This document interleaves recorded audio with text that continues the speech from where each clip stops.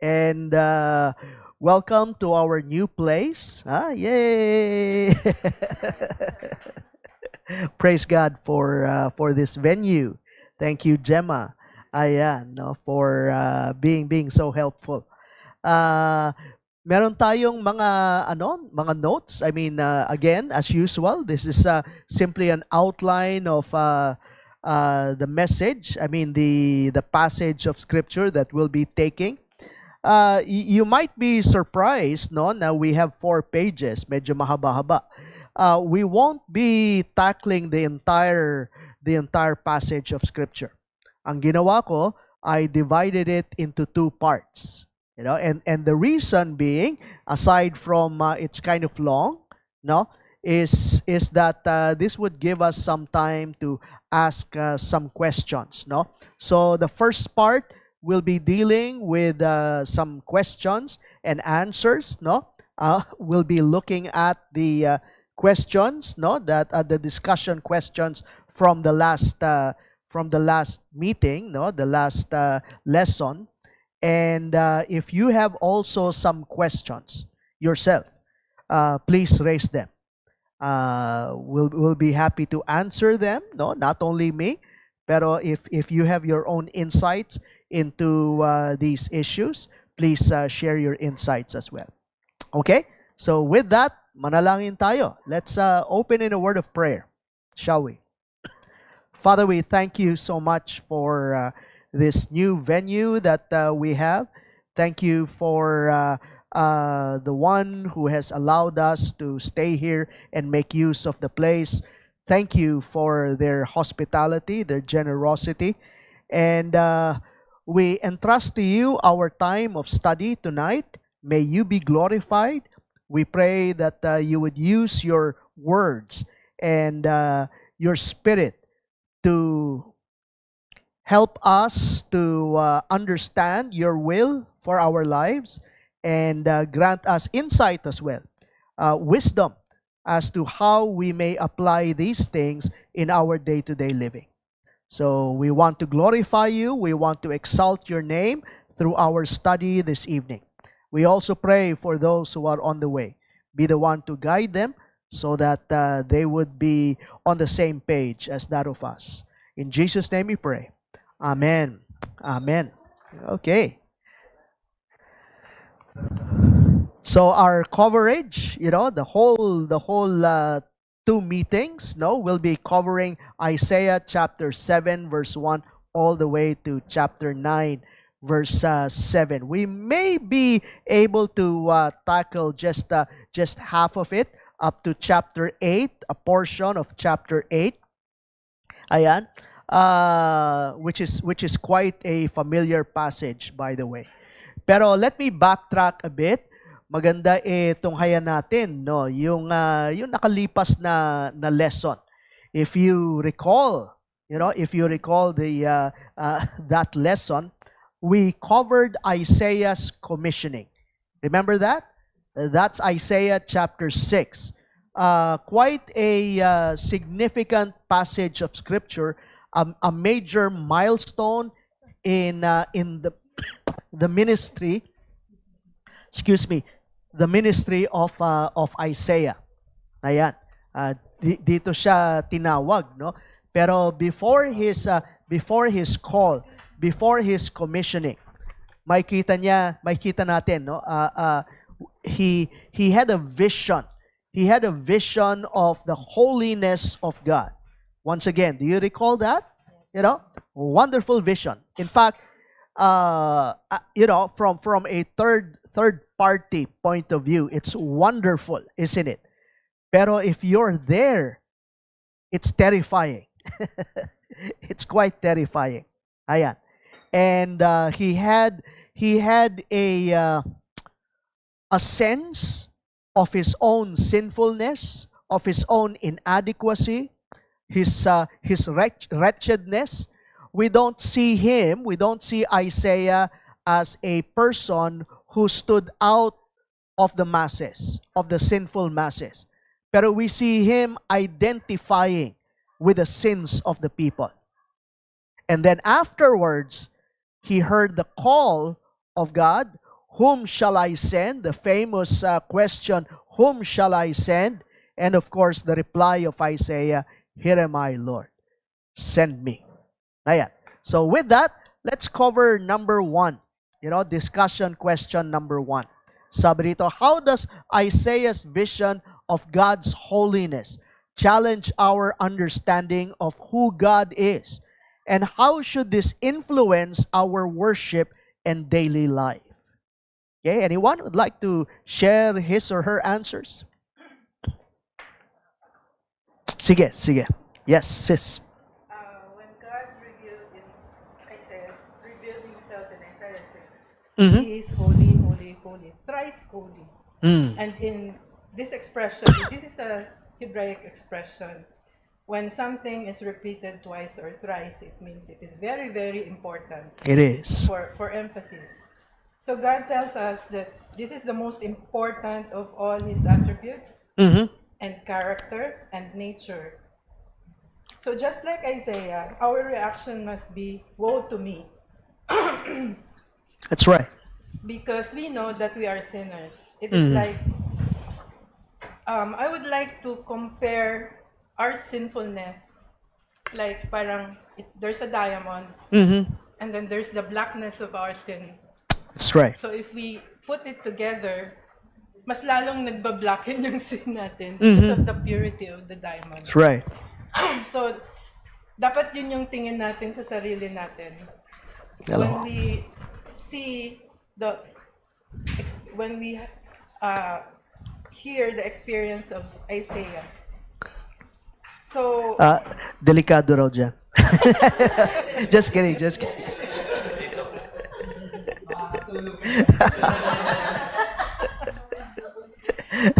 so with that comparison, parang ang layo ng gap Uh-huh. between us and God. That's right. We can never reach by our own merit. Mhm. We cannot.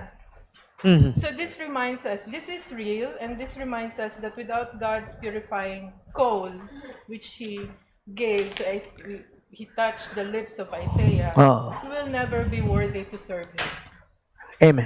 Amen. Wonderful insight. Maganda yung sinabi niya, no?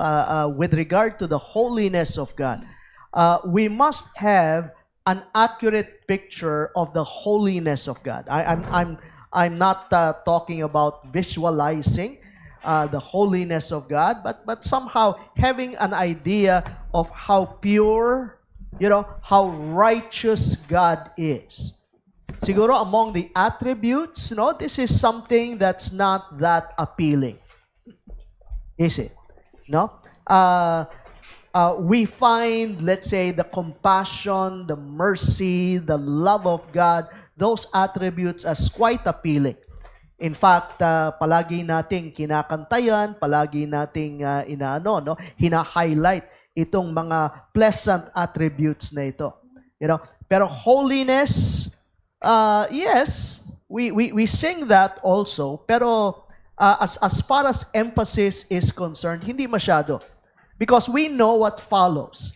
Di ba? When we are aware of the holiness of God, we also know how distant, how far we are from Him. Because He is the standard, isn't He? He is it's His perfection. That is His standard. It's not your neighbor. It's not your seatmate. But it's God. As He is perfect, as your Father in heaven is perfect, diba? The Bible states, so we ought to be perfect. And that's not only a tall order, but an impossible one. And that's that's the feeling na ine-elicit sa atin ng holiness of God. That's just it. And all we can do is see our wretchedness, see our sinfulness in light of the perfect holiness, the perfect righteousness of God. So far, so good? Other thoughts from number 1?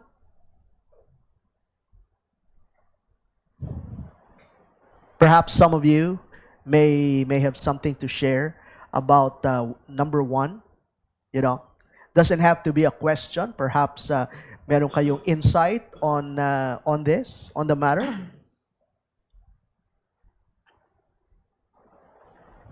Okay, let's yes.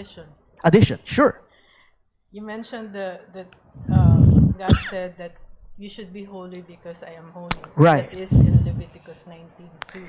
It is. And when God mentioned that, He said to Moses, "Tell it to the people." Mm-hmm.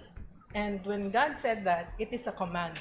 It's not an option. It's not a suggestion. Mm-hmm. So we are just like in Israel. We should also heed that command that we should be holy That's right. because He is holy. Yeah. And it is Right.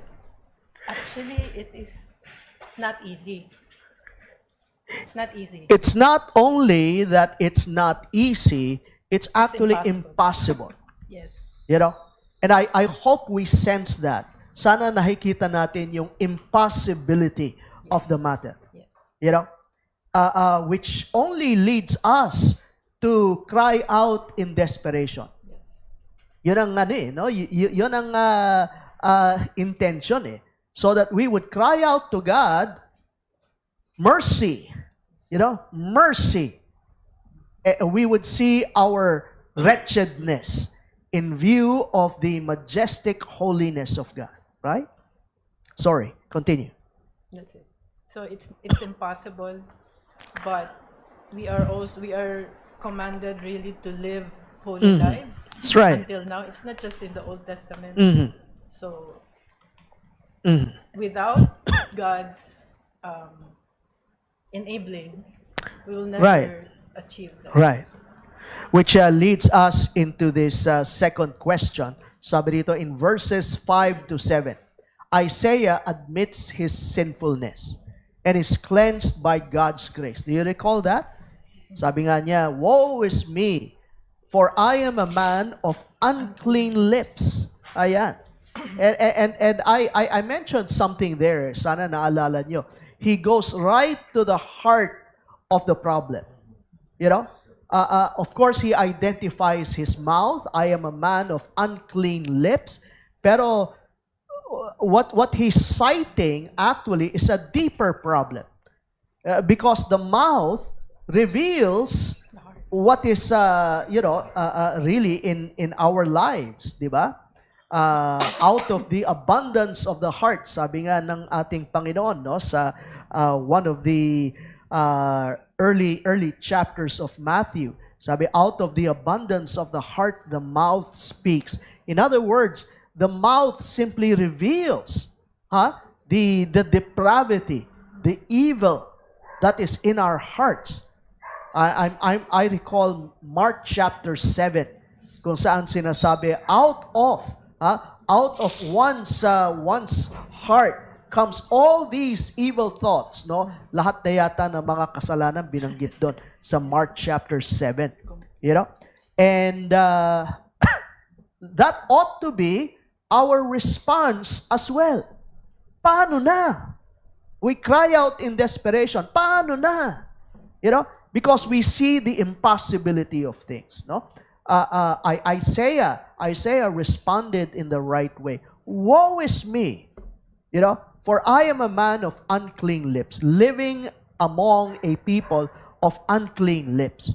Hindi lang niya in-identify yung sins ng mga tao, pero he identified himself with the people. Sabi dito, what does this teach us about confessing our sins, receiving forgiveness, and being made ready to serve God? Any thoughts on the matter? Yes. Basically,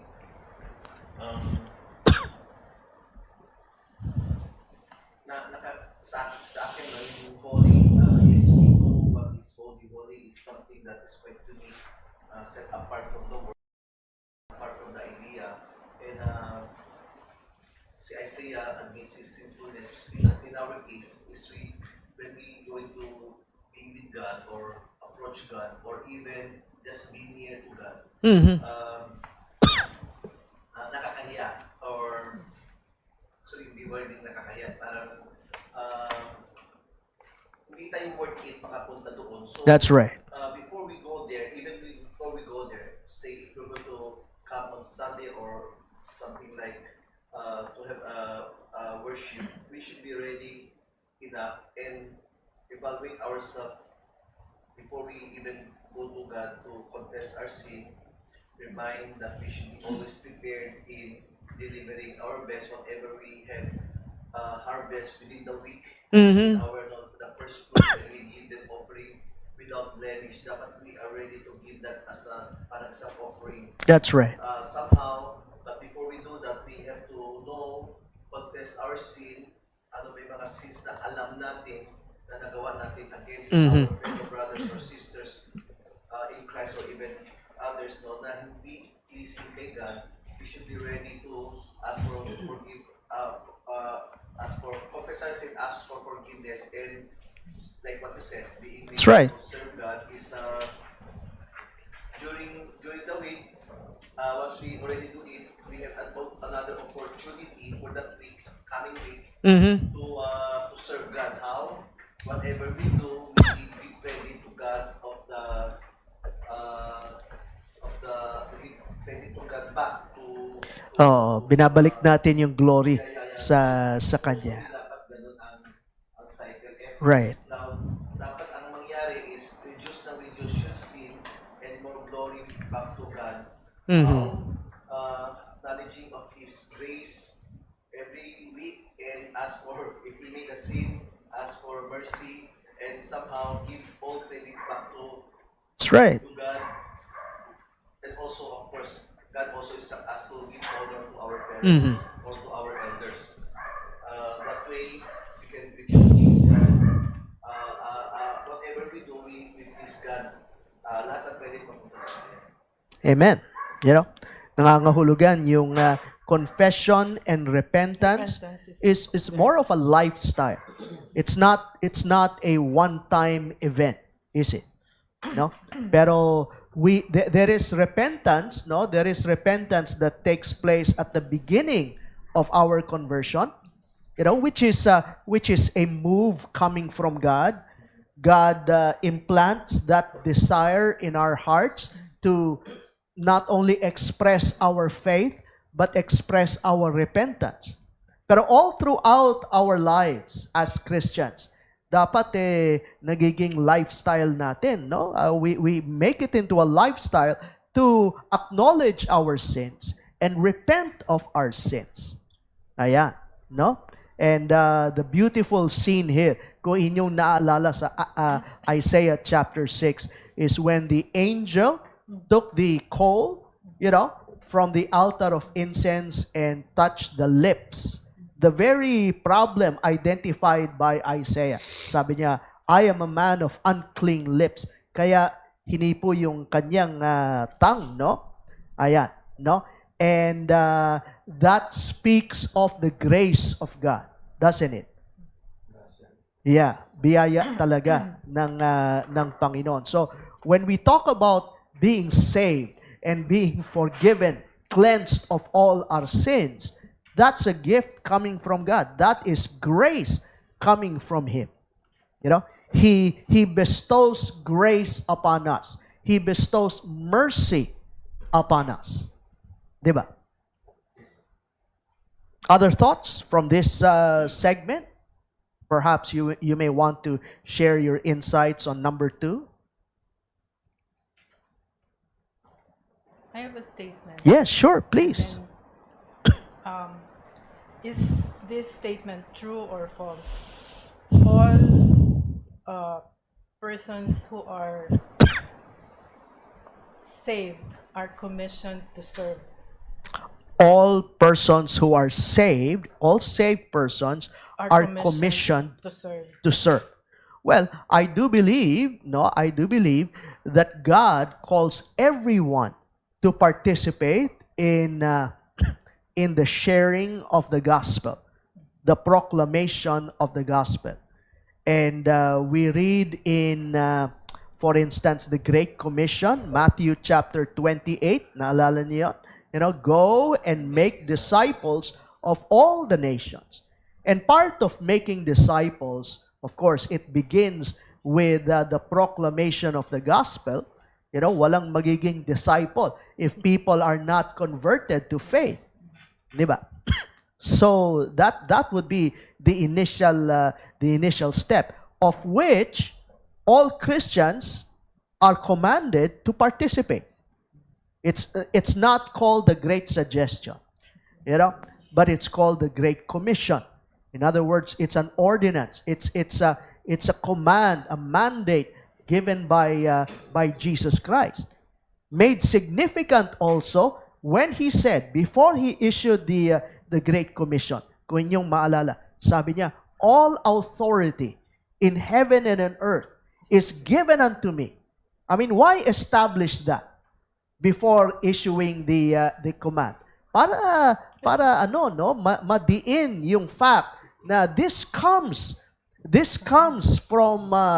from his authority. You know, everything, all authority is given unto Jesus Christ. And using that authority, he issues this command for us to participate in the Great Commission. Make disciples of all the nations. Herald the gospel. Preach the gospel. You know, this command is issued in various ways. So you're right. Yes, that would be the answer to that. Other thoughts? Yes.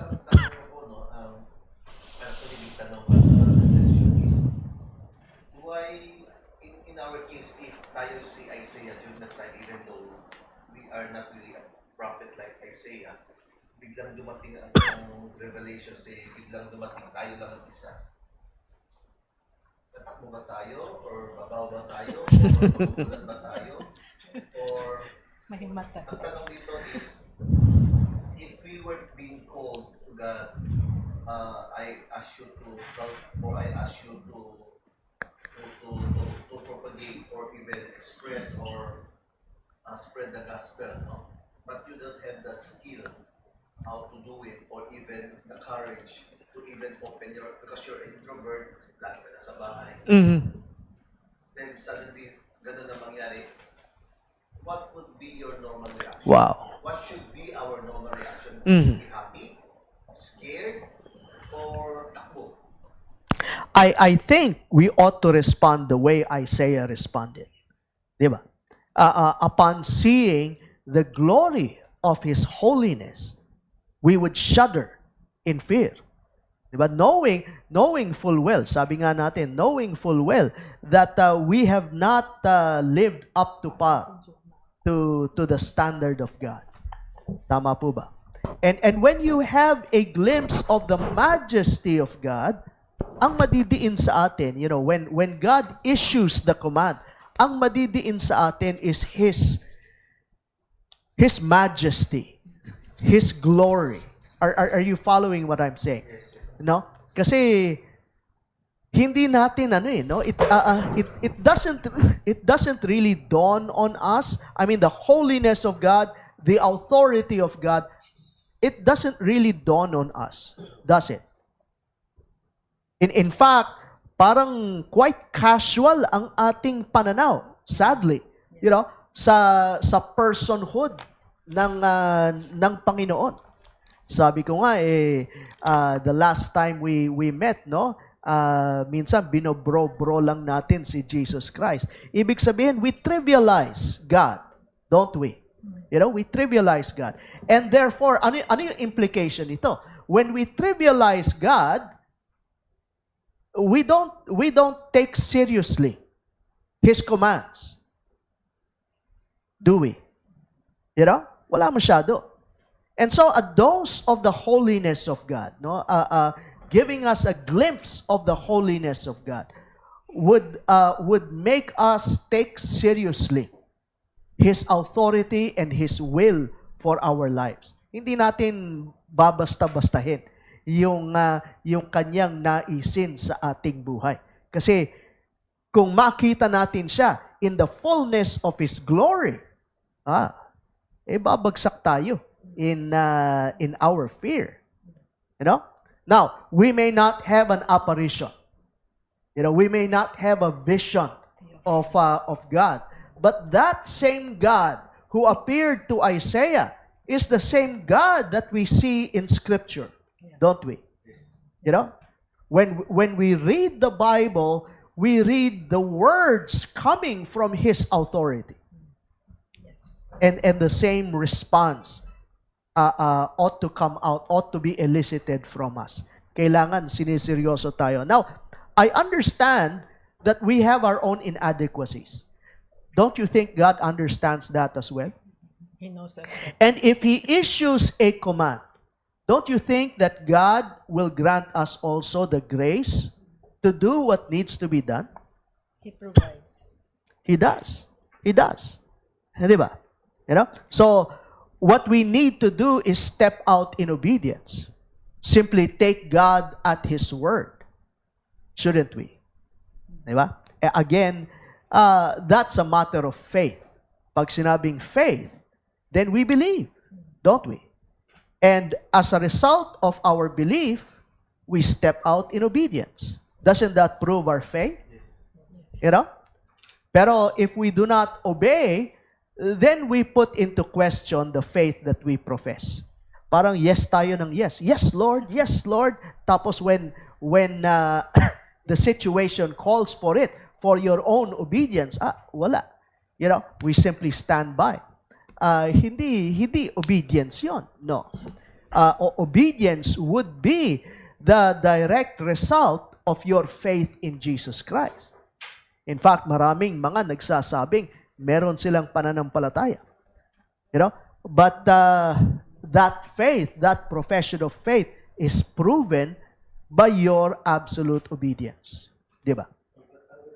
Meron ako isang gray area ang tanong mo. Kasi ibang mga nakilala ko, nagpapanata sa kanilalis. Kasi hindi nila nakita yung vision, but they panata with God na I will do this, I will do that. Kaya, like example, itong January 9, panata nila na pag umaling ang anak nila, based on their... Bakit January 9? I'm just curious.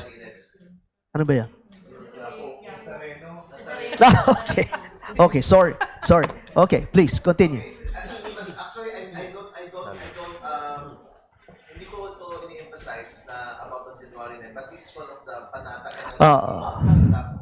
na may panata pag gumaling itong anak ko, kasi narinig ko, why do you come? Why do you go there? Kasi nangako sila and marami silang hino-hope na in this year, hindi sila mas makakasakit o mababurden with mga sakit nga problems, malilesen yun if they panata na they will come and walk the pathway of the procession and somehow they just have to exert an effort.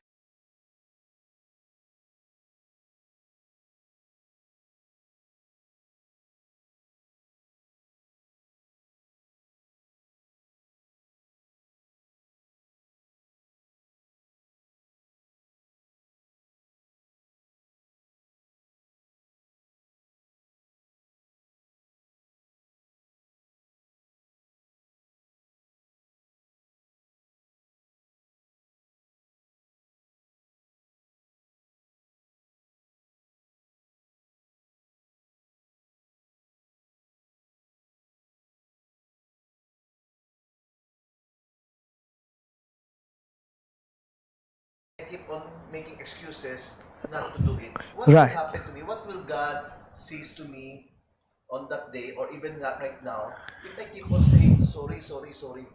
What will be...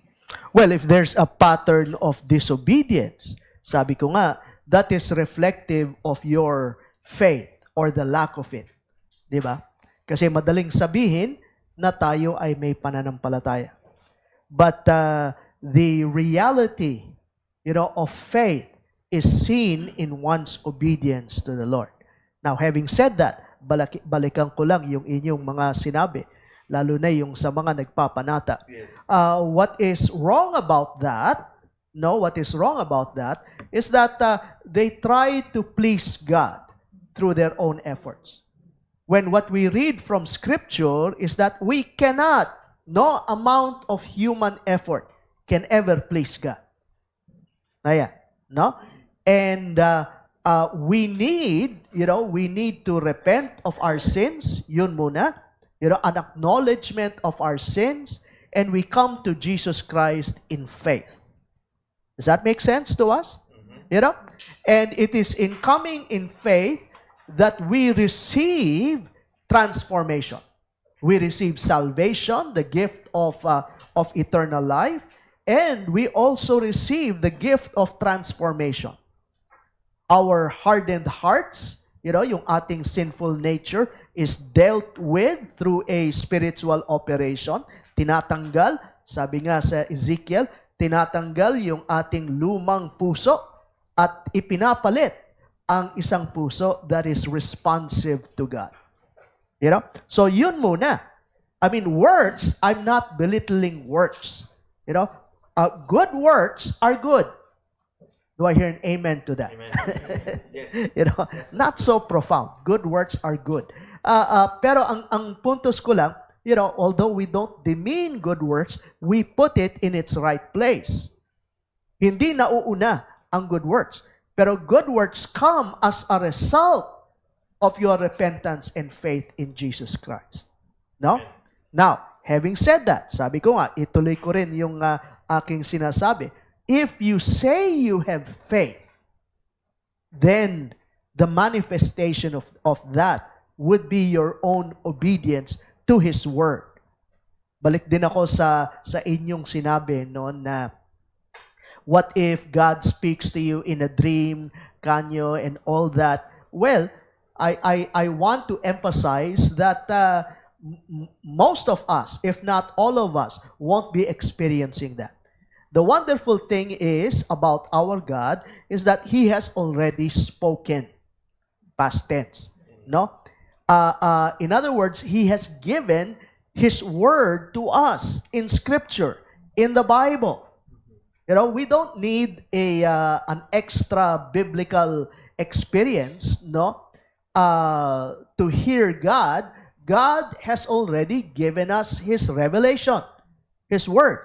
And all we have to do is read His Word, and He grants us the grace to understand His words. Diba? And when we read that, again, the natural implication dapat sa atin, the proper response is to respond in obedience.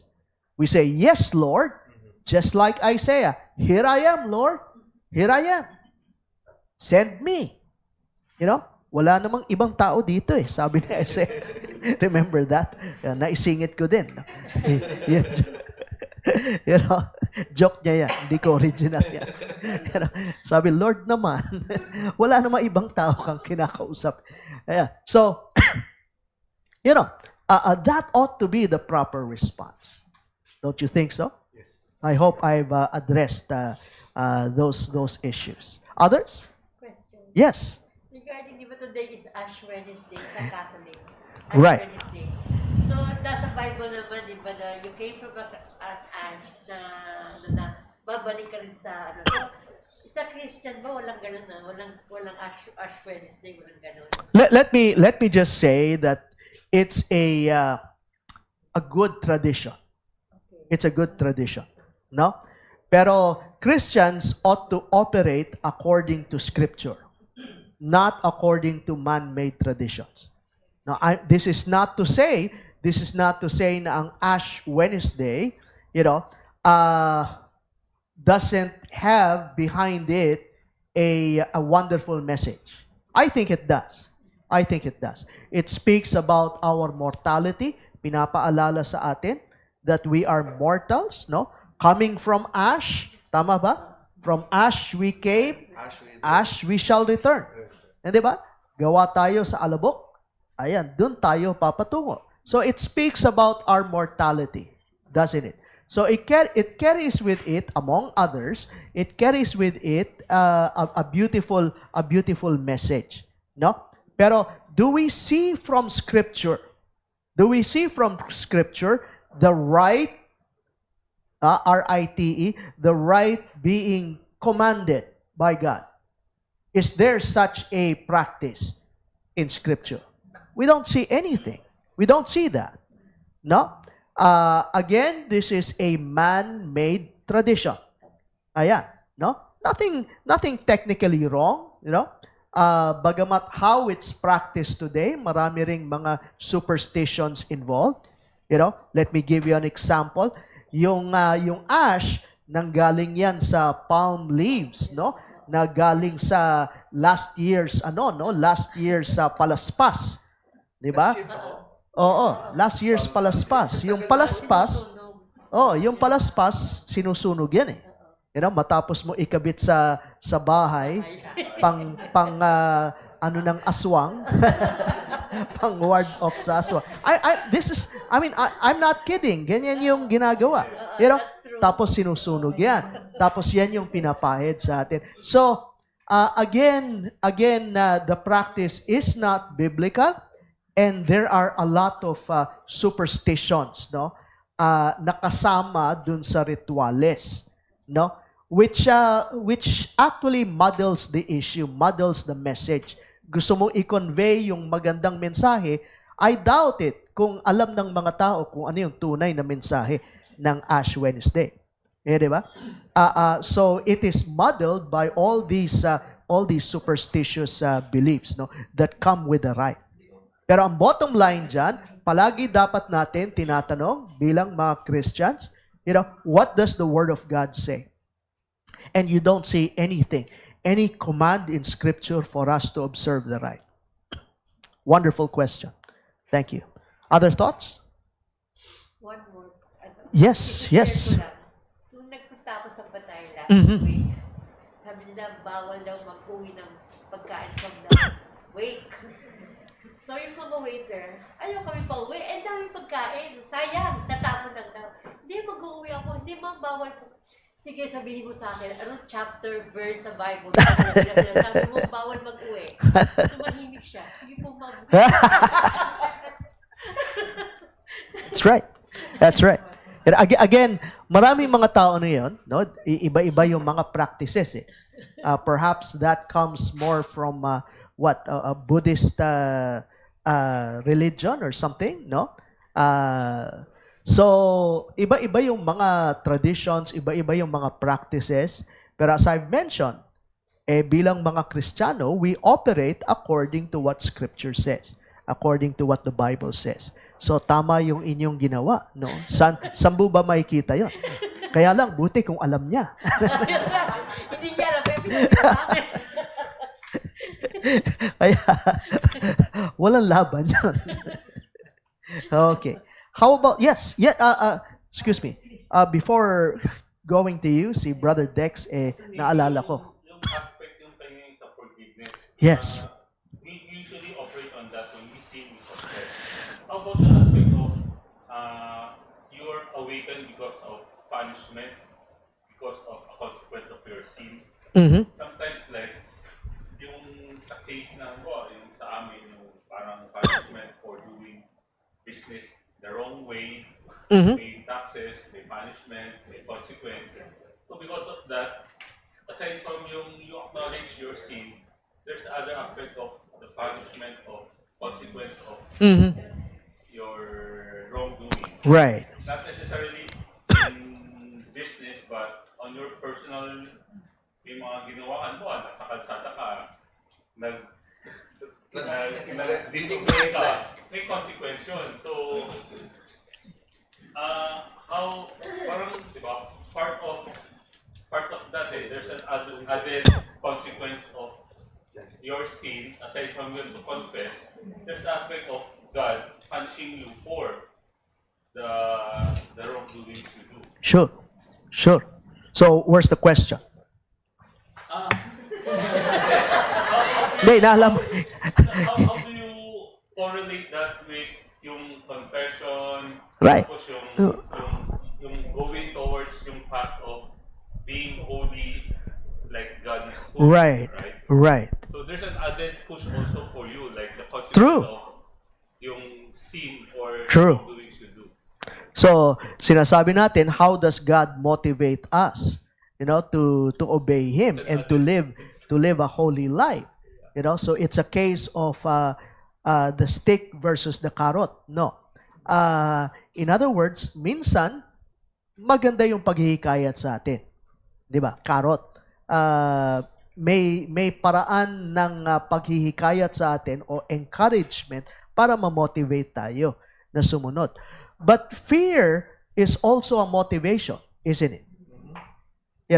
Again, seeing God for who He is, hindi natin binabasta-basta ang Kanyang kalooban. So, kapag narinig natin kung ano yung Kanyang kalooban, whatever His will is, then our impulse ought to be to obey. Now, are there times that God motivates us through fear? I think yes. Are there consequences to our sins? Definitely. There are. Even with Christians? Yes. Now, we shouldn't cower in fear in the sense na we think that we will be condemned to eternity kasi wala na yan eh. Di ba? God has dealt with that already. But are there temporal consequences to our sins? Certainly. And that also motivates us to obey.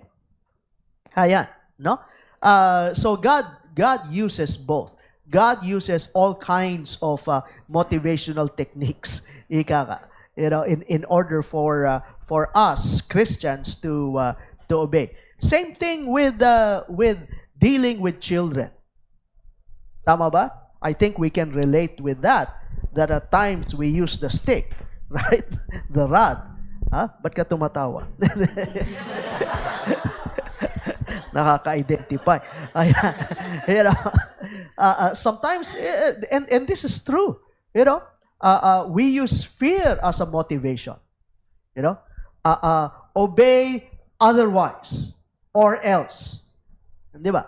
And there are times when we also use other techniques such as more encouraging means, para sumunod yung bata.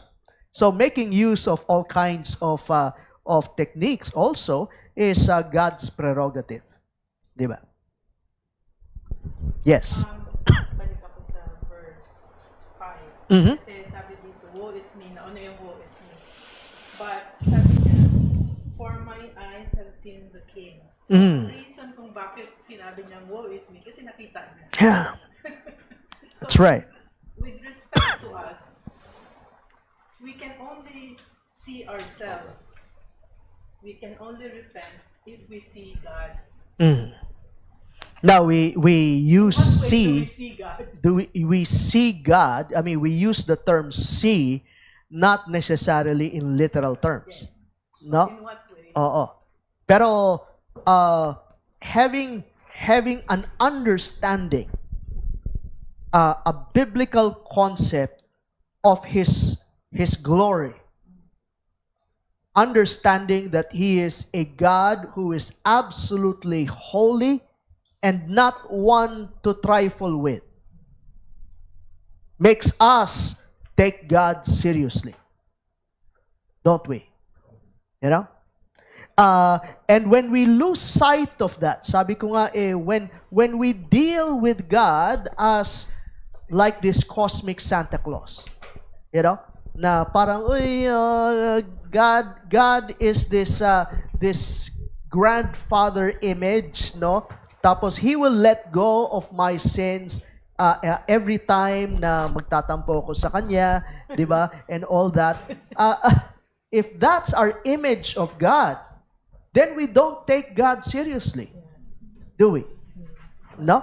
So, it is through the preaching of the gospel, through the right preaching of the gospel, that we obtain a proper concept of the holiness of God.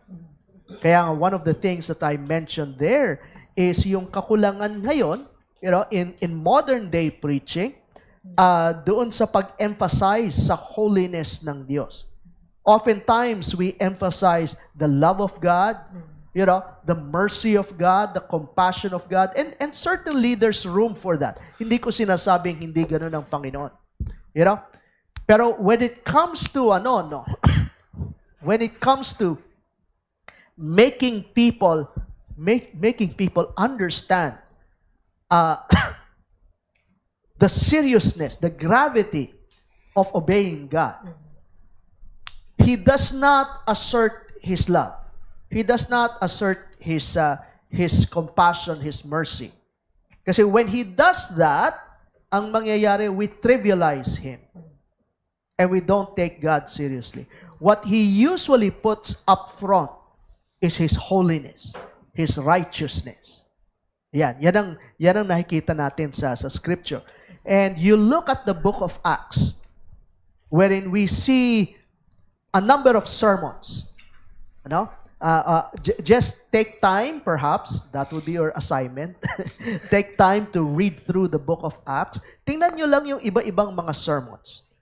And most often than not, ang ina-assert dun sa sermons na yon is the fact that God is Creator, He is sovereign, He is Lord, you know, He is in the heavens, who sits enthroned. Those are the images that we see of God being proclaimed in the book of Acts. You look at the epistles. You know, you look at the epistles, and the epistles emphasize the same thing. Holy, holy, holy is the Lord God Almighty. Diba? So it's important for us in preaching to emphasize the same thing. Lalo na, I think we ought to lean to the other side of the pendulum. Mas ini-stress dapat natin yan kasi society has downplayed that. No? So I think we ought to emphasize that even more. Whom shall I send?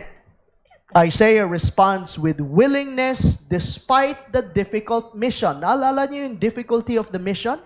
You know? Ano sabi niya? Ikaw mo sa salita, walang makikinig. Galing. Captured niya. Oh, yun nga naman. That's it. You know? They will be hearing but never responding. You know, is that okay with you kung ganito yung inyong pag-commission? You know? Oh, ito ito yung assignment mo. Yes, Lord, but here's the instruction. Kaya nga ang tanong So niya, what do you how think long? about that? How does this challenge us to respond to God's call in our own lives? Natapasanay nga tayo kausapang pa rin. Bawal tumanggi.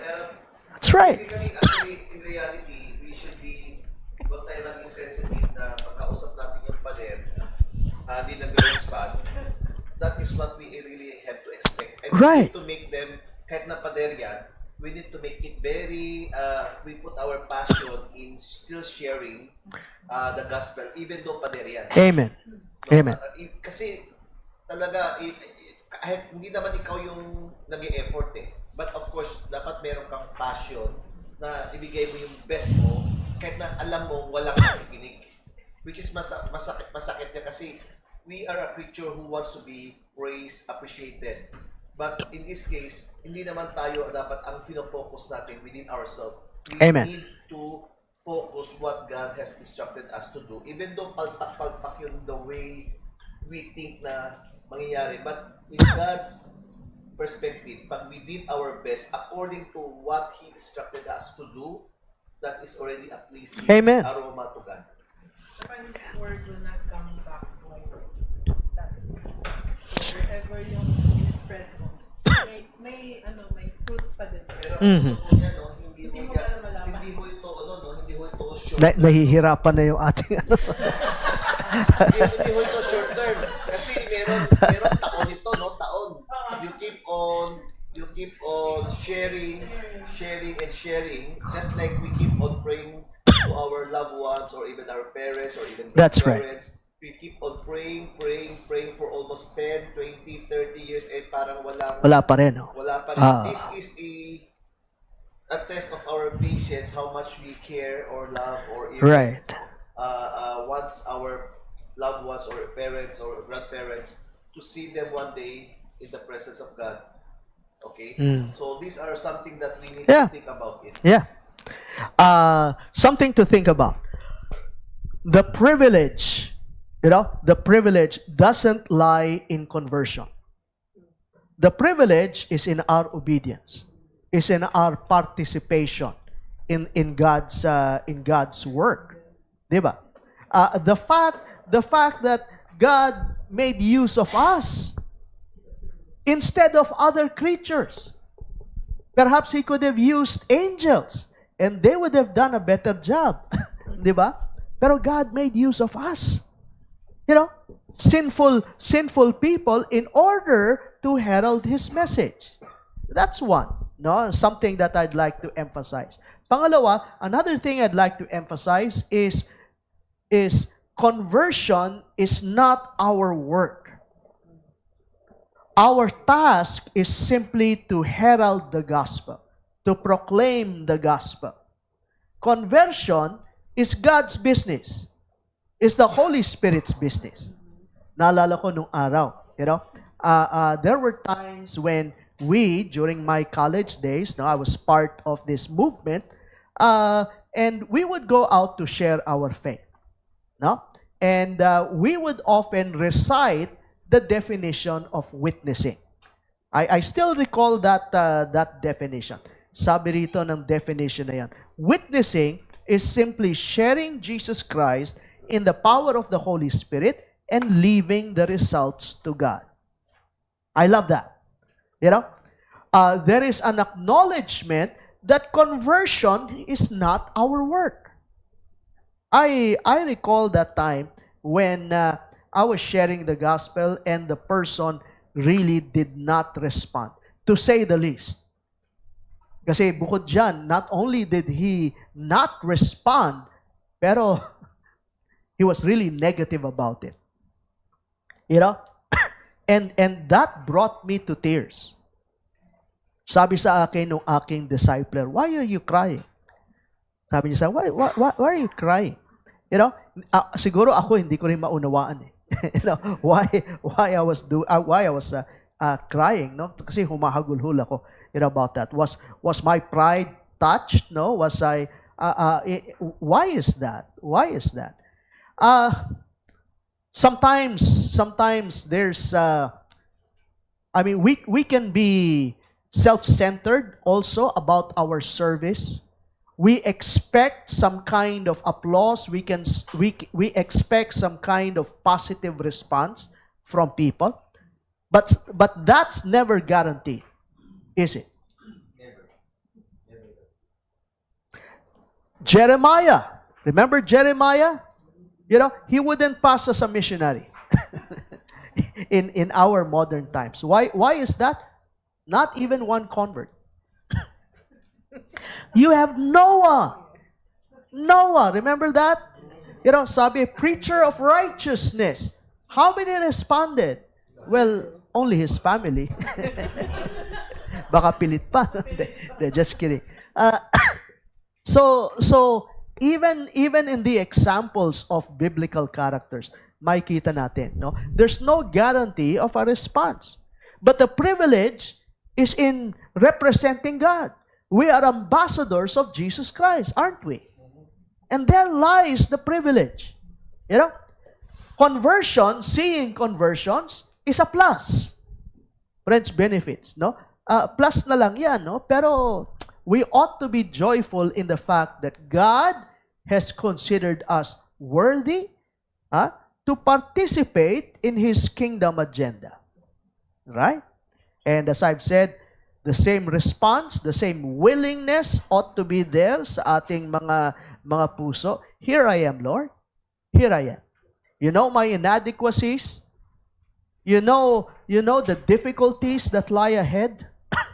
Pero nonetheless, here I am. I'm willing. No? I'm willing.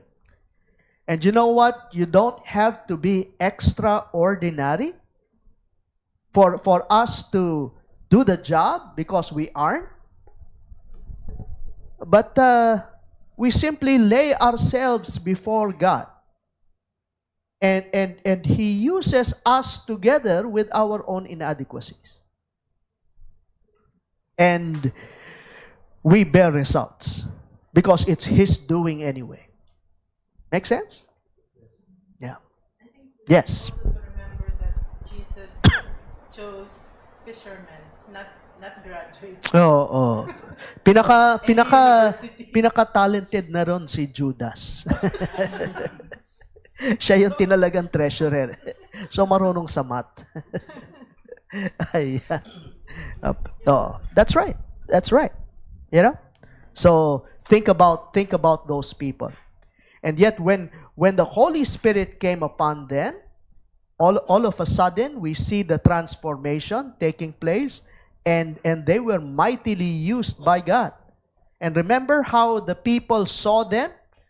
Ang description sa kanila, they saw them as men who were with Jesus Christ. I love that. You know, who were men who were with Jesus Christ. I love that description. You know, they identified with Jesus Christ, and the same thing goes with us, diba? Same thing goes with us. We lay ourselves before Him for His use, and He uses us with our own inadequacies. Okay? Let's proceed. You know, Isaiah chapter 7, verse 1, all the way to chapter 9, verse 7. Sabi ko nga, we won't be able to finish this. Di tayo nagmamadali.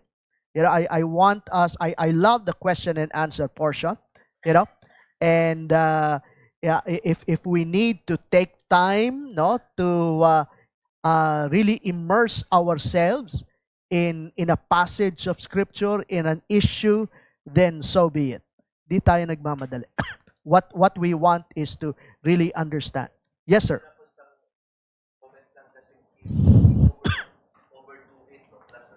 Sure. Doing about spreading God's word. What if we keep on doing spreading God's word but without the care of saying the words very very insensitive, or ang tawag natin dito is very proud or without love? Mm-hmm. Sasabihin natin, oh, the kingdom of God is at hand. You have to repent, otherwise you go to hell. Mm. Direct to the point. Kasi mga, lalo na mga karamihan pa, pag naririnig go to hell, they're so, ang dating sa most of the people will think, you're so judgmental. Hindi pa nga ako, why would I hear your message, kung na hell tayo dito. I rather not Right. that. So, ang tanong natin dito, that's why some people are very direct. You need to do this, you need to do that. As a Christian, you need to do that. Otherwise, you're violating God's law. My question would be is, should we keep on focusing on that which is really the command of God, or we have to somehow put it on a proper place, on a proper time? Right. Good question. I think there ought to be a balance in our preaching. Diba? While we are commanded to tell the truth of the gospel, you know, and bear in mind, the gospel in itself will offend. Are you following? Expect that. You know, the gospel in itself is offensive. And we should not water that down. You know, one effect, you know, is that we tend to corrupt the message, dilute the message, make it more palatable to people para maging appealing yung message.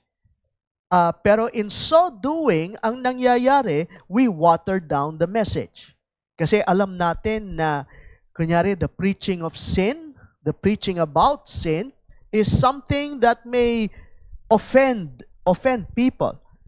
Pero should we water down the offensive side of the Word of God? You know, should we water down the offensive side of the gospel? I don't think we should. You know, we simply say it as we ought to. Diba? Lay it before people Ika nga, kung sino man ang ma-offend sa kanila, let the gospel do its job. And it is in offending people that people also come to faith in Jesus Christ. Kasi they realize their own sinfulness and their own inadequacies. Does that make sense? Pero, let me also balance it. Balance it. May mga iba naman, alam na nilang offensive ang salita ng Diyos, inaapakan pa yung paa. You don't have to step on people's toes for them to feel the hurt, for them to feel the offense. Simply let the Word of God do its job. You don't need to be rude. You don't need to be abrasive, sa iyong pagsasalita. All you have to do is say it as it is. And if they get offended by it, then so be it. Pero the Bible also talks about being gentle, and seasoning your speech with salt. Hindi yan salt na yung bang nilalagay sa sugat. Pero you're talking about when you say seasoning your speech with salt, maging flavorful naman, maging appealing yung iyong pananalita. So there's a case for that as well. You don't need to be rude para to get your message across. So far so good? Okay. Diretso natin. We still have 30 minutes to cover this. Hopefully we cover much ground, after the commissioning of Isaiah, we come to chapter 7. And it says here in verse 1, when Ahaz, son of Jotham, the son of Uzziah, king of Judah, King Rezin of Aram, and Pekah, son of Remaliah, king of Israel, marched up to fight against Jerusalem, but they could not overpower it. Daming pangalan. Ayan. So, again, bear in mind, itong mga names nato, itong mga characters nato, kailangan natin unawain. Who is he talking about? What situation, what event is he talking about? Okay? So, of course, pinaka-prominent would be Ahaz. Ahaz. Pag nakita natin si Ahaz, Ahaz yan. Ayan. So, hindi magandang character. He's an evil king, and he's the king of Judah who lived during the time of Isaiah, right? He's the son of Jotham, the son of Uzziah. Jotham and Uzziah were the previous kings, and they were good kings. Okay? And during this time, Ahaz was reigning, and he was the king of Judah. Ngayon, we come across another character, King Rezin of Aram. Bear that in mind. Aram. Ayan. Aram is what is now Syria. So mamaya may papakita kong sa inyo, mapa. Pero King Rezin during that time was the king, of Aram, or the king of Syria. And then we have another character, Pekah. Medyo natatawa tayo sa pangalan, Pekah, son of Remaliah, king of Israel.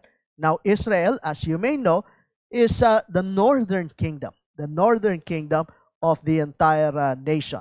So, these two kings nagsanib puwersa in order to fight Judah, which is being, during that time, ang nagre-reign na king si Ahaz. They marched up to fight against Jerusalem, but what? They could not overpower it. So having said that, let's go to this, I hope naaalala nyo, itong 4 kings, who reigned during the lifetime of Isaiah. Eto, si King Ahaz, anak ni King Jotham, grandson ni Uzziah. Okay? So, we have to make use of the narratives, the historical narratives na nagbibigay sa atin ng background information doon sa sinasabi ni Isaiah. Ano? So ang kagandahan ng Book of Isaiah, we see the background, the historical background of it in 2 Chronicles. Sometimes you can turn to Kings, sometimes you can turn to Chronicles, no? 2 Chronicles chapter 28 verses 1 to 4. Sabi rito, Ahaz was 20 years old when he became king. Uy, bata. And he reigned in Jerusalem 16 years. Unlike David, his father, what? Let's read that all together. He did not do what was right in the eyes of the Lord. So was he a good king or a bad king? He walked in the ways of the kings of Israel and also made cast idols for worshiping the Baals. Ayan, just to make us understand, Baals would be a generic term, for the gods of the Canaanites.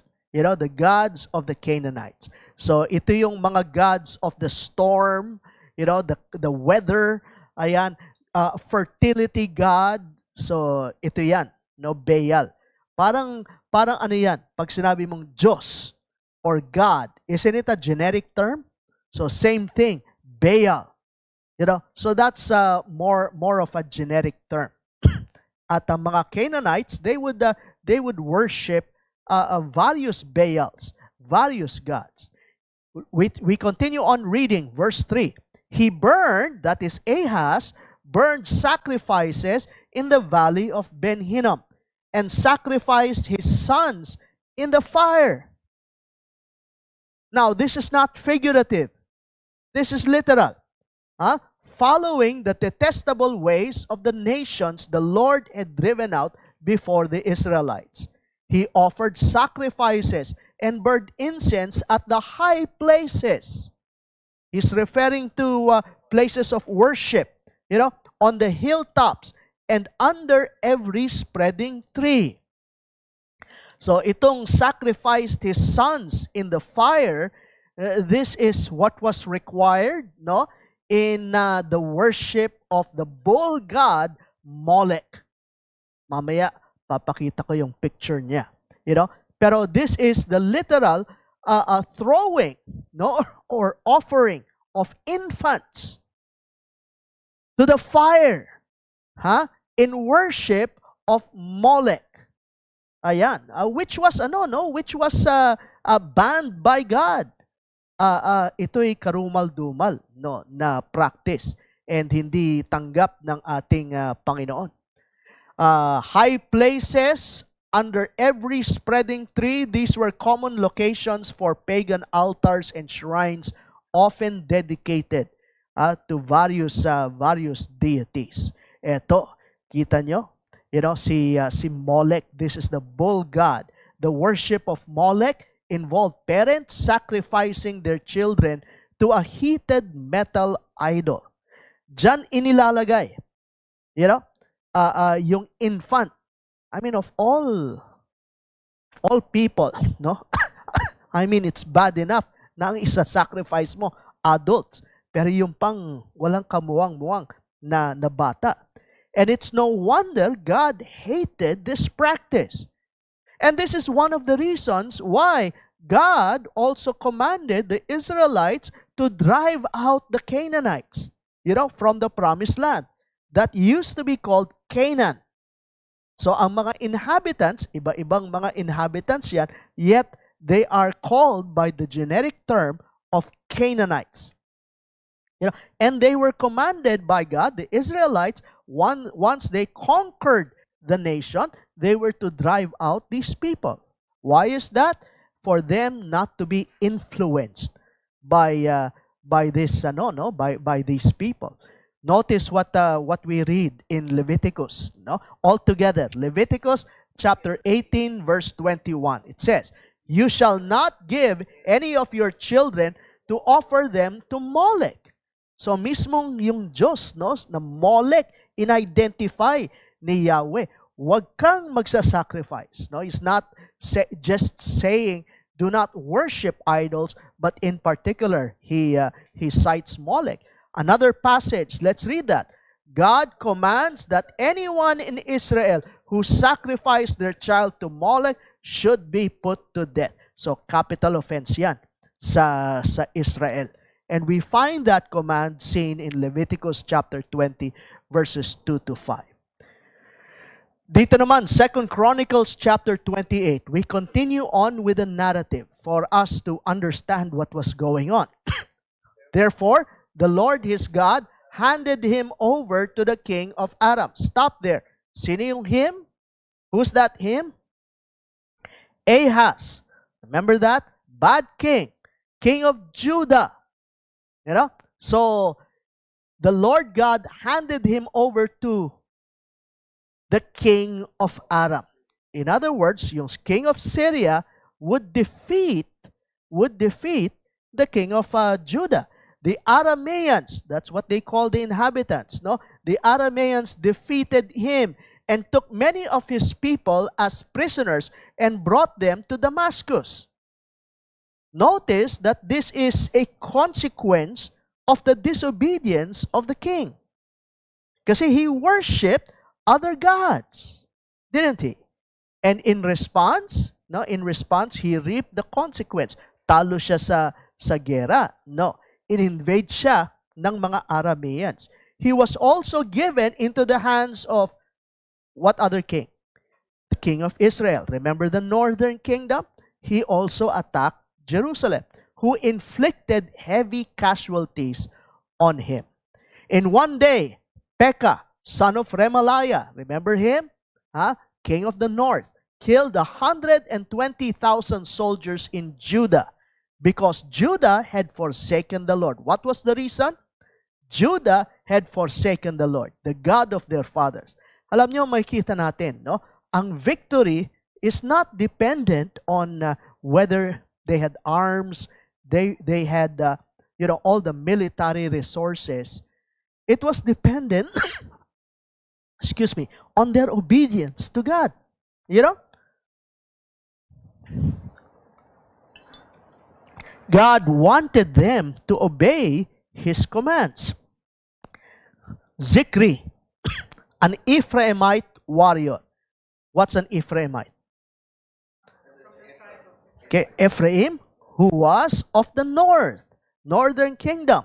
An Ephraimite warrior killed Maaseiah, the king's son. What king? Si Ahaz. Pinatay niya si Maaseiah. Azrikam, the officer in charge of the palace, and Elkanah, second to the king. So these notable people of Judah were killed by this person, Zikri, again, because of their disobedience to God. The Israelites took captive from their kinsmen 200,000 wives, sons, and daughters. They also took a great deal of plunder, which they carried back to Samaria, and Samaria is the capital of the northern kingdom. Again, so far so good. Let me give you this map, no? Show you this map para malaman natin. No. So, makikita natin ito yung Aram. In today's itong Aram is now Syria. Hanggang ngayon, no, tinitira pa rin ng ang Israel. Now, in this map, we see Israel. Now, when it says Israel, it's not referring to the entire Israel nation, but it's referring to the northern kingdom. And then we have Judah. So, makita natin dito, Aram attacked the south, the southern kingdom of Judah, and Israel also attacked this southern kingdom. Again, why is that? Because they disobeyed God. So far, so good? So sana nakikita natin yung background nito. Let's go back. So when Ahaz, son of Jotham, son of Uzziah, king of Judah, mas nauunawaan natin ngayon, no? King Rezin of Aram, and Pekah, son of Remaliah, king of Israel, marched up to fight against Jerusalem. What does it say at the end? They could not overpower it. Now, Yeah, they inflicted a lot of casualties, pero they weren't able to conquer Jerusalem, no, which is the capital of Judah. Now the house of David, we're still in verse 2. The house of David was told, Aram has allied itself with Ephraim. Oh, again, who's Aram? Syria. Allied itself with Ephraim. He's actually referring to the northern kingdom. Nagsanib puwersa. So the hearts of Ahaz and his people were shaken as the trees of the forest are shaken by the wind. Lalo siyang natakot. Pero nung nagsanib puwersa yung dalawa, King Rezin of Damascus and Pekah of Israel joined forces to go against Judah. This alliance frightened Ahaz into making an alliance with the Assyrian king. And the Assyrian king during that time was Tiglath-Pileser. Pwede mong i-add ang the third. Ayan, Tiglath-Pileser the third. So bear that in mind. No? Ang nasa sa isip, nung inatake siya o yung naghahanda ng atakihin ang Judah. Sa kanya, the solution is what? Ally itself with Assyria, which is a growing kingdom during that time. Then the Lord said to Isaiah, okay, ano sinabi ng Panginoon? Go out, you and your son, Shear-Jashub, to meet Ahaz at the end of the aqueduct of the upper pool on the road to Washerman's Field. Ba't niya kailangan dala-dala pa yung kanyang anak? Anak ni Isaiah to. You know? Because of the significance of the name. May significance, no? Actually, na-share ko na yung yung ibig sabihin ng kanyang pangalan eh. Yung Shear-Jashub, the name means a remnant shall return. What's a remnant? Ito yung tira matapos yung atake. Di ba? So, somehow it brings hope, doesn't it? It brings hope that in spite of the invasion, there's going to be a remnant. By bringing Shear-Jashub along, Isaiah presents a prophetic sign, a reminder that though Judah faces judgment and exile, a remnant will survive and return. Promise, even without saying it. Diba? Just by bringing his son with him, may mensahe na kaagad. Sabi sa verse 4, say to him, be careful, keep calm, don't be afraid. Now, ito yung sinabi ng Panginoon kay Isaiah na sabihin kay Ahaz or Ahaz. You know, be careful, keep calm, don't be afraid. Do not lose heart because of these two smoldering stubs of firewood. Yun ang tawag niya dito sa dalawang bansa na nagsanib puwersa. Aram, you know, Israel, parang ganyan, minamaliit. Anong tawag ng Diyos? What does God call them? Smoldering. Smoldering, yung bang nagsisimulang mag-apoy. You know, so it's an underestimation, you know, nitong bansa na to. Because of the fierce anger of Rezin and Aram and of the son of Remaliah. Aram, Ephraim, and Remaliah's son have plotted your ruin, saying, let us invade Judah, let us tear it apart, and divide it among ourselves, and make the son of Tabeel king over it. So, yun ang plano nila. Again, so far so good? So, simple lang naman yung storya. Nagsanib puwersa, gustong atakihin ang Judah. Yet this is what the sovereign Lord says. What did God say? It will not take place, it will not happen, for the head of Aram is who? Damascus. Parang, ka matatakot dyan. What's Damascus? What's Damascus? And the head of Damascus, what? Is only Rezin. God was belittling the capacity of these two kings. He was certainly greater than them. Would you agree? I mean, He's the Almighty God, isn't He? So who are these people compared with me? This was God's way of calling Ahaz to trust in him.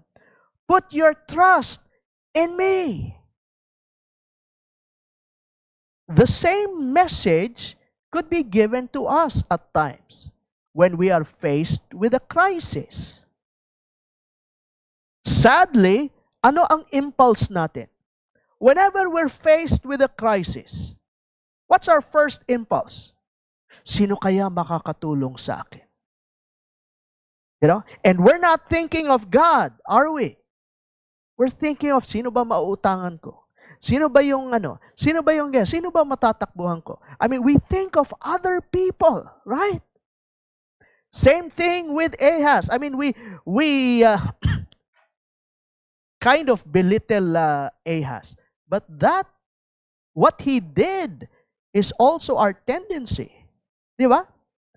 Instead of coming to God in faith, we put our trust in other people. Within 65 years, sabi ng Panginoon, within 65 years, Ephraim, what's again Ephraim? Ephraim is representative of the entire northern kingdom. Israel will be too shattered to be a people. Let me ask you, did that happen? Yes. Because 722 BC, Assyria invaded Israel and demolished Israel, never to be rebuilt again. The head of Ephraim is Samaria, and the head of Samaria is only Remaliah's son. If you do not stand firm in your faith, you will not stand at all. So once again, these words are being used by God to woo Ahaz to trust in Him. Magtiwala ka sa akin. Hindi nagkulang ang Diyos, no? Sa kaka-appeal kay Ahaz to trust in Him. Come on, trust in me. Trust in me. Obey me. Again, we find God saying the same thing to us. Don't we? Trust in me. But rather than putting our trust in Him, we find ourselves trusting in other people. Wonderful psalm. Let's read that all together. Psalm 20, verse 7. Some trust in chariots and some in horses, but we trust in the name of the Lord our God. Isn't that wonderful? And isn't this a sad truth that some trust in these, some trust in their own ingenuity, some trust in their friends, some trust in material resources, some trust, fill in the blank. But where's God in the picture? He's usually the last resort, isn't He? Sad, di ba? When we know at the back of our minds, we know God is almighty. We even sing about that. God is all-powerful. Ano ba yun? My God is so big, so strong. We sing about that. Pero panay lip service eh. When we are brought to a situation wherein we ought to trust God, we fail to trust God. And we trust in our own chariots. We trust in our own resources, but not in God. So, how did God respond? Again, the Lord spoke to Ahaz. Hindi tumigil ang Panginoon, sa pag-woo kay Ahaz. Ask the Lord your God for a sign. Would you imagine that? God telling Isaiah, tell Ahaz, ask for a sign. Ask me, whether in the deepest depths or in the highest heights. That's another way of saying kahit ano. Sky's the limit. Parang gano'n, tanong mo sa akin. This was God's way of wooing Ahaz and the nation to trust in Him. But Ahaz said, what? Maganda yung binanggit nyo kanina eh. Pa-humble effect. Diba? I think you mentioned that. Whom I will not trust. I will not ask God. No? Parang it sounds spiritual. But in fact, God commanded, you're right, God commanded Ahaz to ask him for a sign. Pero you know what? Ahaz has already set his mind not to obey. Huh? And who was he trusting? Who was he trusting? He already set his mind to ally himself with Assyria. Ganon din tayo. Ha? Kapag bent na tayo, set na tayo sa ating pagtitiwala sa iba, walang makakapagbago ng ating plano. Isaiah then said, "Hear now, you house of David. Is it not enough to try the patience of men? Will you try the patience of my God also?" Ha? I mean, eto na ang Panginoon showing His compassion, His wooing Israel to trust in Him. Di ba maganda? And sometimes sinasabi na, lupit naman ng Diyos.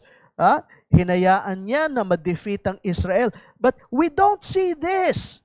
We don't see the many times God appeals to them for them to come to Him. Ang kagandahan ng Panginoon, He is so patient that He extends many times, He extends His arms of invitation. He calls us time and time again to come to Him. Of course, later on, if we do not obey, then we reap the consequences. Di ba? Pero not after several times of appealing to us. Therefore, now here's a very familiar passage. Ito, sagot ng Panginoon dun sa ginawa ni Ahaz na hindi pagtitiwala sa kanya. Sabi niya, "Therefore the Lord Himself," come on, read this, "the Lord Himself will give you a sign. The virgin will be with child and will give birth to a son and will call him." Now, let me ask you. Actually, I already know the answer to this, no? What's in your mind when you hear this passage? Jesus Christ. Jesus Christ, right? Yun nga, tama kayo eh. Hindi ko lang kayo pinapansin kanina. Because I you're right. You're right.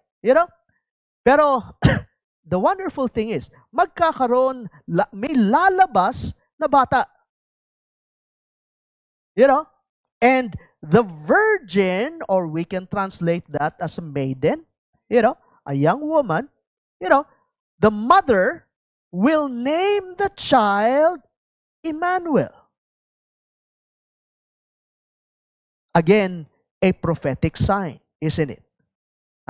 The sign is that God would be with His people in this coming crisis. Isn't that an encouragement? What does Emmanuel mean? There you go. And the message that God is conveying to Jerusalem, to the southern kingdom of Judah, is, huwag kang matakot, narariyan ako sa iyong kalagitnaan.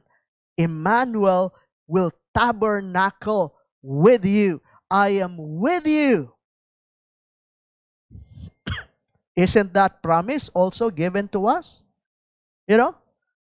Again, we see God drawing His people to faith.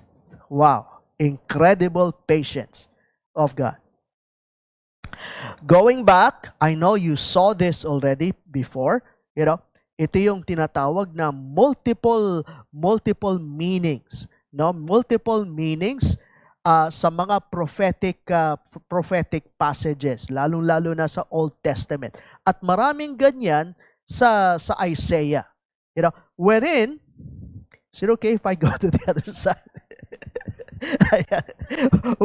Wherein, the perspective of the prophet, may binigay na revelation. Perspective of the prophet is he sees one mountain. Not two mountain, that's our perspective, pero he sees one mountain. Di ba? Pag magkaganon yung mountain, isa lang yung makikita mo. But actually, merong dalawa. Na lingid dun sa prophet. No, nagbibigay ng prophetic napakalayo ko. Prophetic message. The first of these mountains, yung tinatawag na historic meaning ng passage, he wasn't referring to Jesus Christ. Okay? Virgin, not a literal virgin, but simply a maiden, a young woman. So may inadequacy yung historic meaning. May fuller meaning, may New Testament meaning, which is the fullness of the prophecy, pero merong historic meaning. Okay? And the first answer to that, the first meaning of that passage is that magkakaroon ng child. Di pa natin alam dito at this point kung sino yung child na yon. But there will come a child, and the name of the child will be called by the mother, by that maiden, as Emmanuel. Pero actually may pangalan talaga na ibibigay doon sa child. But then we know because of Matthew, because we are New Testament Christians, given fuller revelation, we know that there is another meaning to this, right?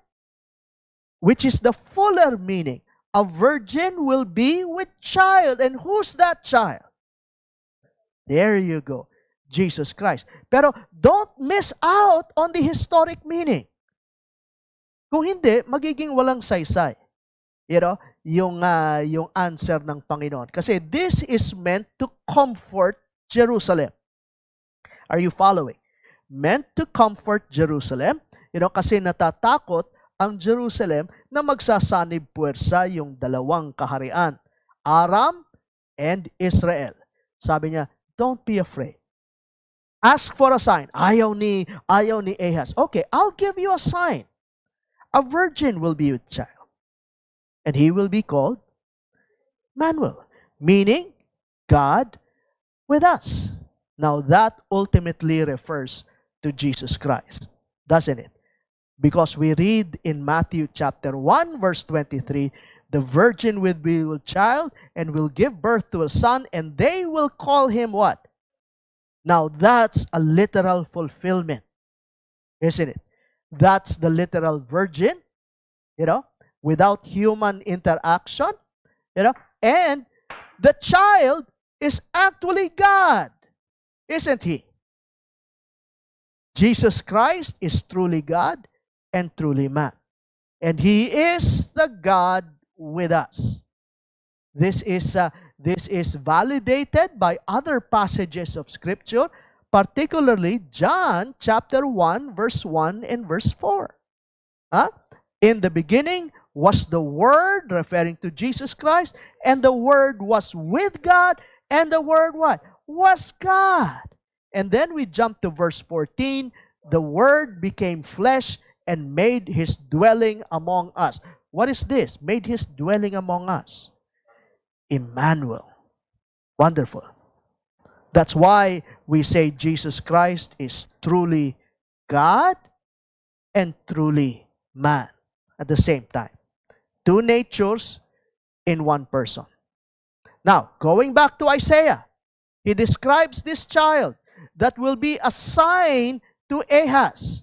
Ano raw gagawin ng child? No? And this would confirm that he's not pertaining to Jesus Christ immediately.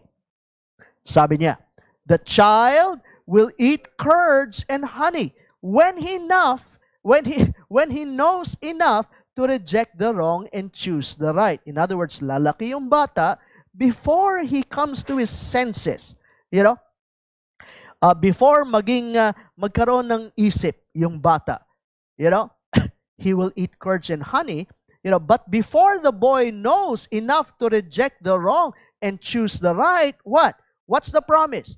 The land of the two kings you dread will be laid waste. So, anong pangako ng ating Panginoon?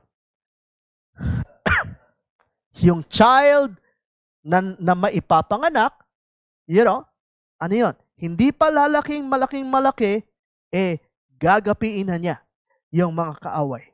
Just to show Ahaz that he is the sovereign God. He is the true God. He is true to his word. And he is all-powerful. He will prove it by fulfilling this sign. So far, so good? Is God faithful? Is God true? Mamaya makikita natin yung fulfillment. The Lord will bring on you and your people and on the house of your father a time unlike any since Ephraim broke away from Judah. He will bring the king of Assyria. I love how he says it. He will bring the king of Assyria. Doesn't that speak of the sovereignty of God? You know, nations are at war. You know, we're thinking of superpower. Ito, malakas ito. Ito, matatalo to. Ito, we think in those terms. Diba? Kung sino yung malakas, kung sino yung may resources, yun ang mananalo. Pero how about this? Everything is in God's hands. Right? He will bring the king of Assyria. He will use this king to accomplish his divine purposes. How do you view God? Do you view him as sovereign, all-powerful? Then we ought to trust in him. 2 Chronicles chapter 28, in verse 16, it says, at that time, King Ahaz sent to the king of Assyria for help. Diba? Iniisip na ni Ahaz. He has set it in his mind not to trust God, but to trust in whom? Assyria. Uy, kaya ng Assyria kasi malakas ang Assyria. Tutulungan ako. Amen? Verse 20. Tiglath-Pileser, king of Assyria, came to him, but he gave what? He gave him trouble instead of help. Yan ang napapala ng hindi sumusunod sa Diyos. Diba? Verse 21, Ahaz took some of the things from the temple of the Lord, so sacred items from the temple and from the royal palace, and from the princes, and presented them to the king of Assyria, but that did not help him. 2 Kings, Ahaz sent messengers to say to Tiglath-Pileser, king of Assyria, I am your servant and vassal. Come up and... Kanino ba dapat sinasabi niya, save me? Kanino niya sinabi? Kay Tiglath-Pileser. Save me out of the hand of the king of Aram and the king of Israel who are attacking me. Lord, tulungan mo ako. No amount of sign could ever convince this king, which talks about the absence of faith sa kanya, kahit anong ipakitang sign. Diba? Remember, the same thing is true of the Jews who lived during the time of Jesus Christ.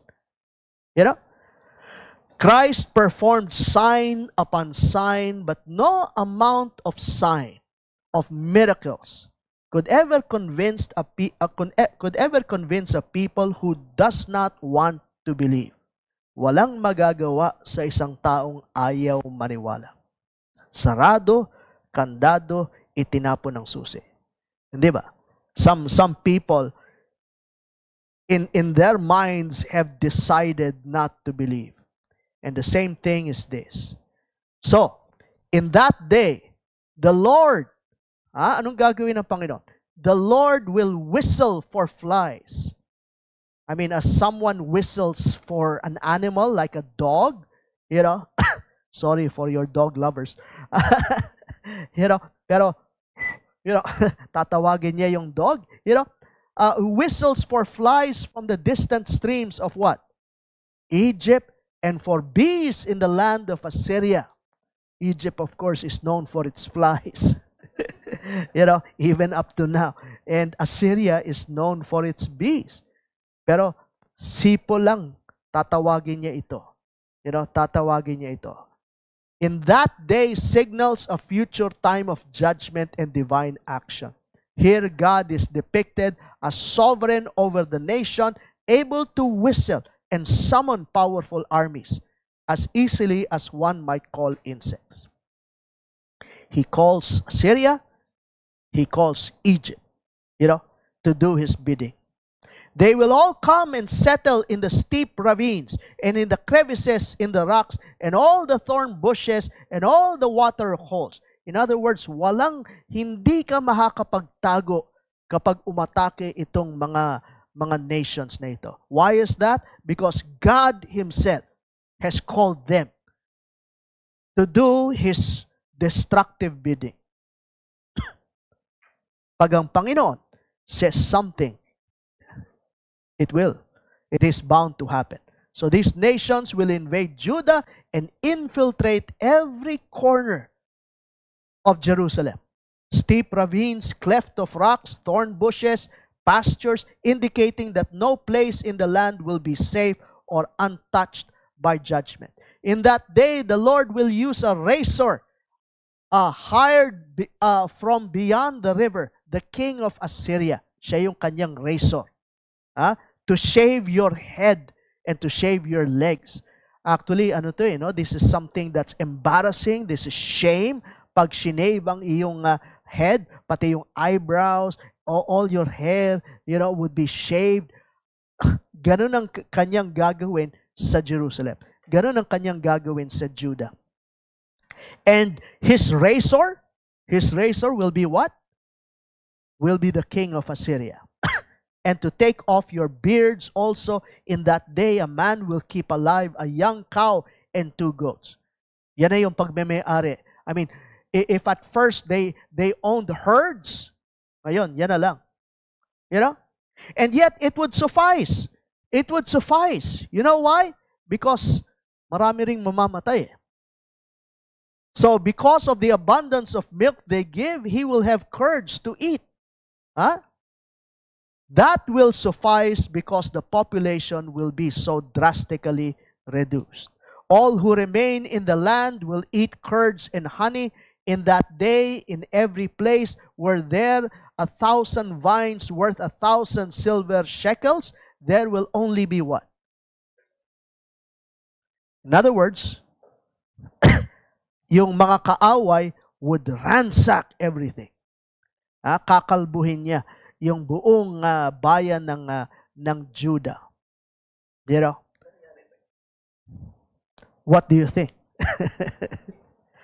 Again, 722 BC, when Assyria invaded Israel, unang winasak Israel, and then sinalakay din niya ang Judah.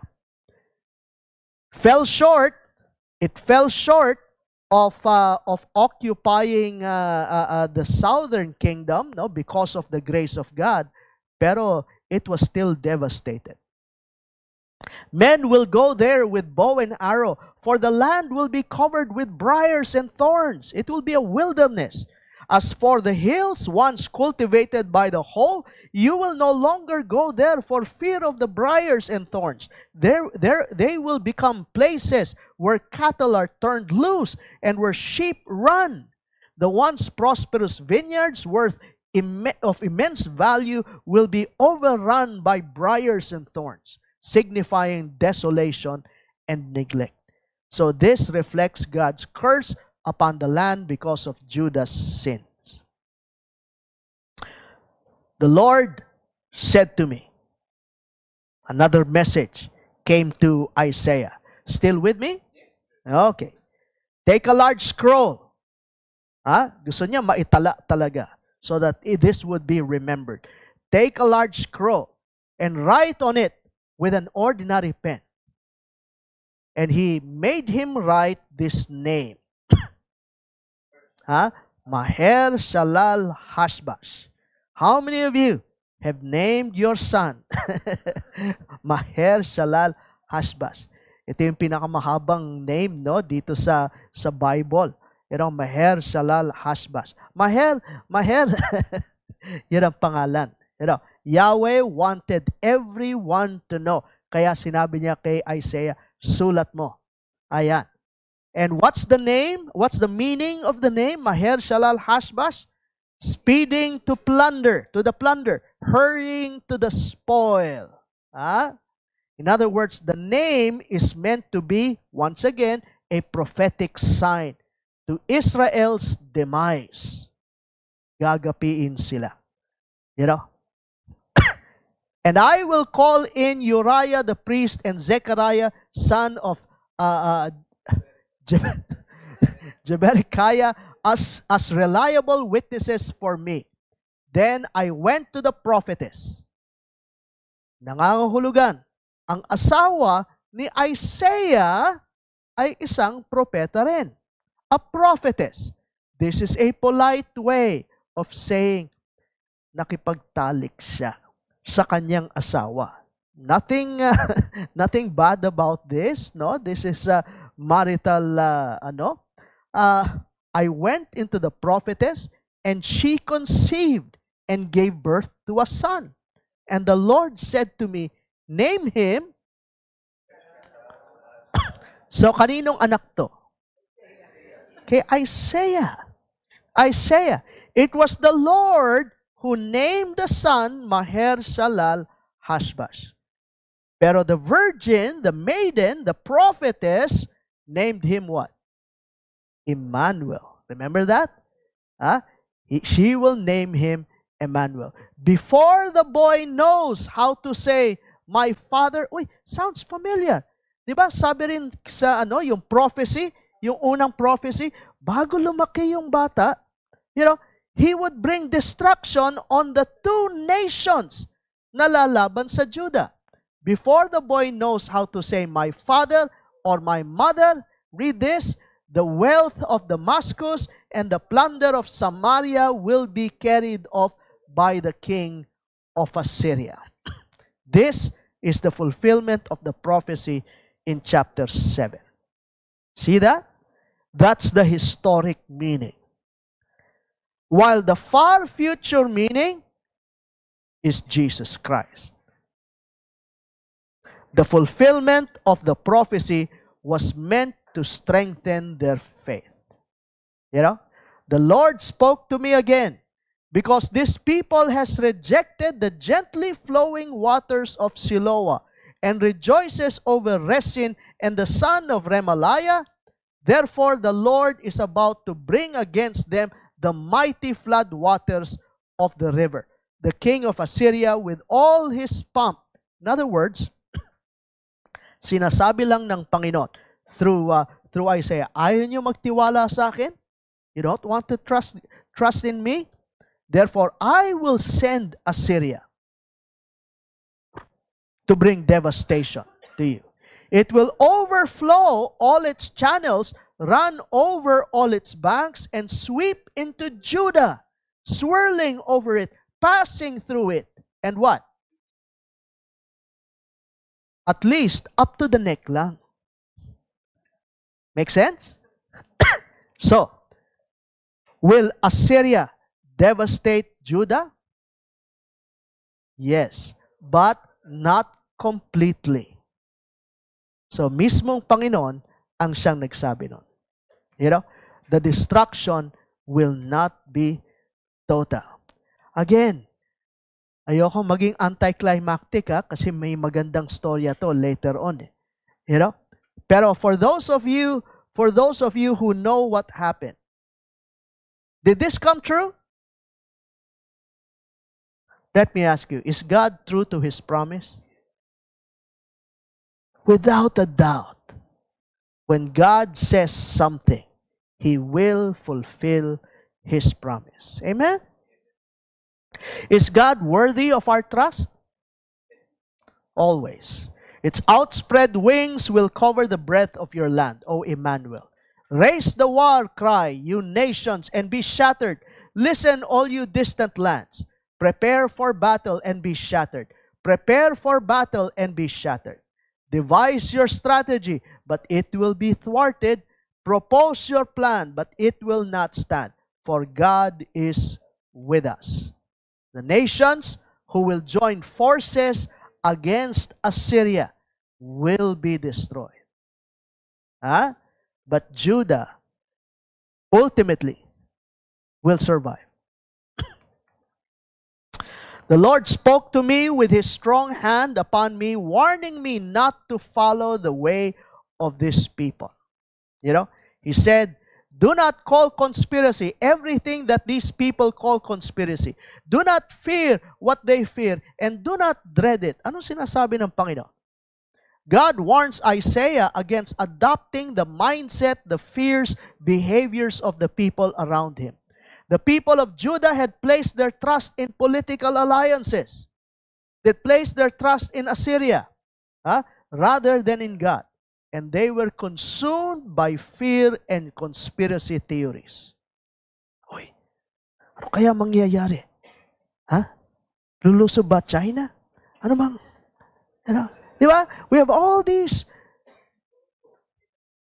news, and we listen to them rather than trusting in God. The Lord Almighty is the one you are to regard as holy. He is the one you are to fear. He is the one you are to dread. Fear and obey Him, basically. And He will be a sanctuary. But for both houses of Israel, He will be a stone that causes men to stumble and a rock that makes them fall. And for the people of Jerusalem, He will be a trap and a snare. Many of them will stumble.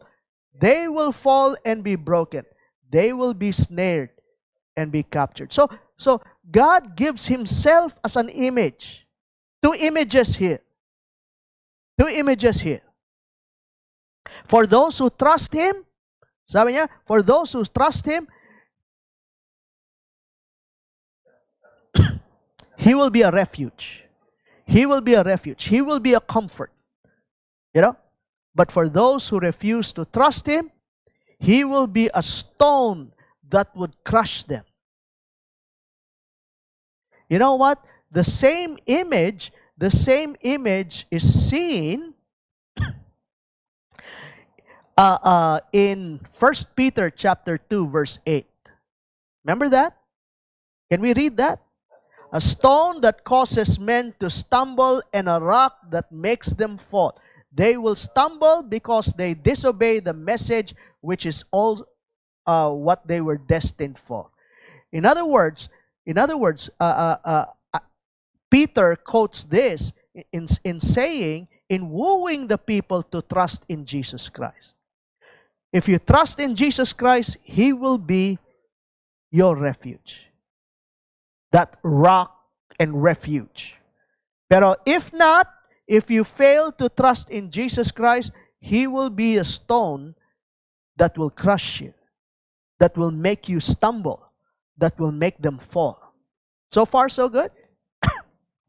Isaiah calls believers to trust in God amidst the fear and uncertainty. This passage ultimately points to Christ, the cornerstone of salvation for those who believe and a stumbling block for those who reject Him. So far, so good? Whew! Sorry for exceeding. Pero the wonderful thing about this venue, is that we don't have to rush out. Hanggang alas 12 daw tayo. No, I won't take much of your time. Did you learn something? Let me leave you with some discussion questions. Again, prepare your cameras, prepare your phones, and we'll tackle this. We'll tackle this next week. Pero first question. In Isaiah chapter 7, verse 9, God says, if you're not firm in faith, you will not be firm at all. How does this challenge us to trust God in moments of fear and uncertainty? I want that to be applicable sa ating buhay. Let's personalize that. How can we avoid seeking security in worldly alliances, such as Ahaz? As Ahaz did.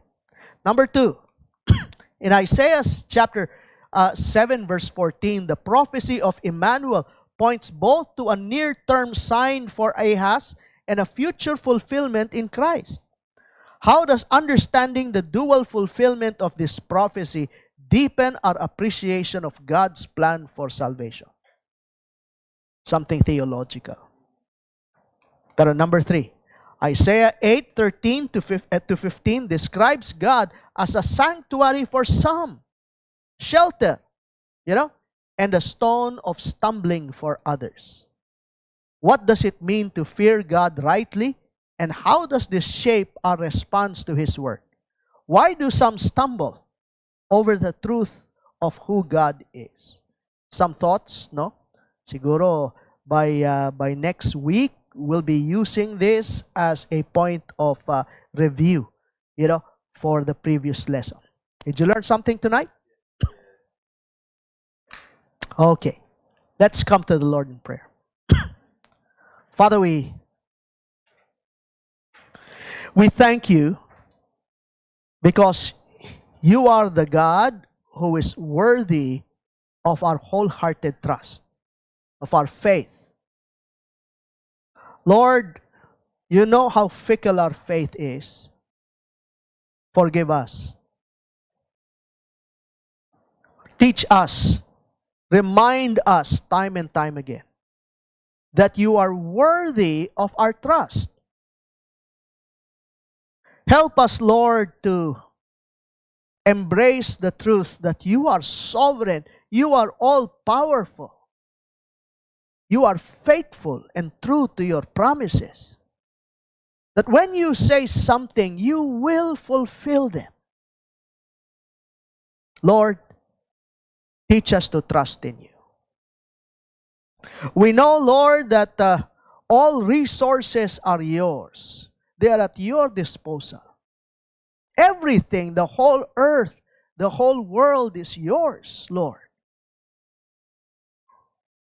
And whatever it is that we need, we know that you are willing to provide these. Teach us to trust in you in times of our own crisis. Thank you for this time. We pray that the message of this passage of Scripture will resound in our hearts and minds, even as we go home tonight. In Jesus' name, amen.